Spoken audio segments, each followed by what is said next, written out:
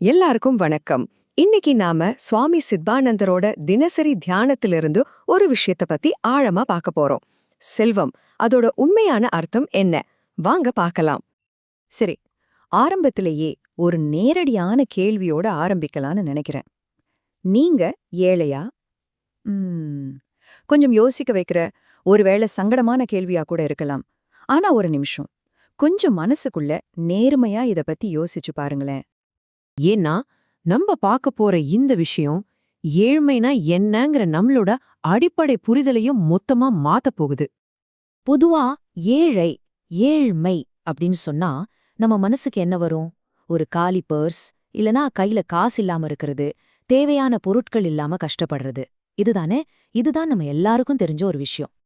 ஆனா இங்கதான் ஒரு ட்விஸ்ட். இந்த தியானம் நாம வச்சுக்கிற இந்த டெஃபினிஷனையே தலைகீழா புரட்டி போடுது. அது என்ன கேக்குதுன்னா, உண்மையான ஏழ்மைங்கிறது உங்ககிட்ட இருக்க பொருளை பொறுத்ததில்ல, அது உங்க மனச பொறுத்துதுன்னு சொல்லுது.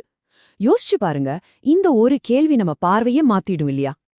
அப்போ இங்க 2 விதமான ஏழ்மைய பத்தி பேசுறாங்க.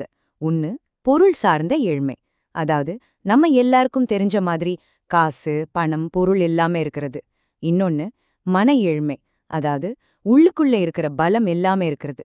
சுவாமியோட பார்வையில இந்த 2வது வகை ஏழ்மைதான் ரொம்பவே மோசமான உண்மையான ஏழ்மை. சரி, ஏழ்மைங்கிறது ஒரு மனநிலைனா, அப்போ செல்வம்ங்கிறதும் வேற ஒரு விதமா தானே அளவிடப்படணும். கரெக்டா? அது என்னன்னு தான் இப்போ பார்க்க போறோம். இதோ பாருங்க, இந்த தியானத்தோட மைய கருத்தே இதுதான். மன உறுதி படைத்திருப்பவன் ஏழை அல்லன். அப்பப்பா, இந்த ஒரு வரியில எவ்வளவு பெரிய அர்த்தம் இருக்கு பாத்தீங்களா?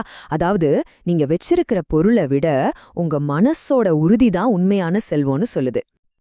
அப்போ மன உறுதினா என்ன? சிம்பிளா சொல்லணும்னா, எவ்வளவு கஷ்டமான சூழ்நிலை வந்தாலும் மனசு உடைஞ்சு போகாம அதை ஃபேஸ் பண்ற சக்தி. எந்த துன்பம் வந்தாலும் அதை உறுதியா கையாள்ற திறமை. இதுதாங்க உண்மையான பலம்.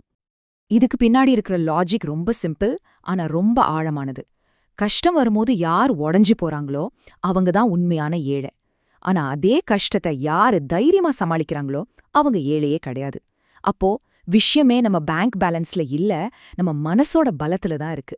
இப்போ யோசிச்சு பாருங்க, இந்த கண்ணோட்டத்துல நம்மள நாம பார்த்தா, மத்தவங்கள பார்த்தா நம்ம பார்வை எப்படி மாறும்? சரி, மன வலிமைதான் உண்மையான செல்வம்னு பார்த்தோம். ஆனா இந்த தியானம் அதோட நிறுத்தல. அதையும் தாண்டி ஒரு உச்சக்கட்ட செல்வம் இருக்குன்னு சொல்லுது. அது என்னவா இருக்கும்? வாங்க பார்க்கலாம். அந்த உச்சகட்ட செல்வம் என்ன தெரியுமா? பெறுவதற்கு அரிய ஒரு விஷயத்த நான் பெற்றுட்டேன் அப்படிங்கிற ஒரு உணர்வு. சும்மா யோசிச்சு பாருங்களேன், இந்த உலகத்துல அடையவே முடியாத ஒன்ன அடைஞ்சிட்டோன்னு நீங்க உணர்ந்தா அது எப்படிப்பட்ட ஒரு ஃபீலிங்கா இருக்கும்?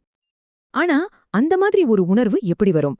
அதுக்கு சுவாமி சித்பவானந்தர் ஒரு ஆன்மீக வழிய சொல்றாரு. கடவுளோடு கூட்டுறவு கொண்டிருப்பதால் நான் பெறுதற்கரியதை பெற்றவனாகிறேன். அதாவது ஒரு உயர் சக்தியோட நம்மள நாம இணைச்சுக்கும்போது அந்த உச்சகட்ட செல்வம் நமக்கு கிடைக்குதுன்னு சொல்றாரு. இதே கருத்த தாயுமானவர் ரொம்ப அழகா ஒரு பாடல்ல சொல்லியிருக்கார்.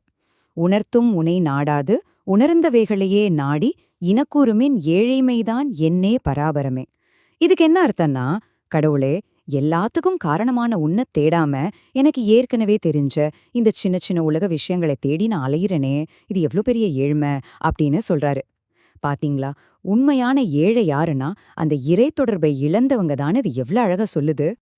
அப்போ நாம எங்க ஆரம்பிச்சோமோ அங்கேயே திரும்பவும் வர்றோம். ஆனா இப்போ நம்ம கிட்ட ஒரு புது பார்வை இருக்கு.